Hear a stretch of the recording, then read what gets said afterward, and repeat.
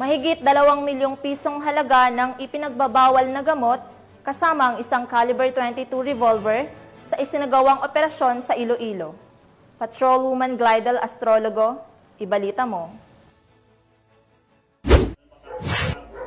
Nasabat ng mga operatiba ng Iloilo Police Provincial Office, Provincial Drug Enforcement Unit sa pangunguna ni Police Major Dadji Dilema ang tinatayang 2,040,000 pesos na halaga ng hinihinalang shabu at isang baril sa matagumpay na buy-bust operation na isinagawa sa Barangay Agutayan, Santa Barbara, Iloilo, bandang alas 8 ng gabi nito lamang ika-17 ng Oktubre taong kasalukuyan. Kinilala ang pangunahing suspect na si alias Bay, 48 taong gulang, walang trabaho at residente ng Barangay Liboo, Pasig City. Nahuli rin kasama nito ang 4 pang individual na sina alias Jonel, 47 taong gulang ng Barangay Agutayan, Santa Barbara, Iloilo, alias Tisoy, 45 taong gulang ng Aganan, Pavia, at alias Maymay, 38 taong gulang ng Kagamutan Norte, Leganes, Iloilo. Ayon kay Police Major Dilema, kabilang si alias Bay sa mga itinuturing na source ng iligal na droga sa lalawigan. Na-recover mula sa mga suspect ang humigit kumulang 300 gramo ng hinihinalang shabu, tinari ng isang homemade caliber .22 revolver na may lamang 7 bala.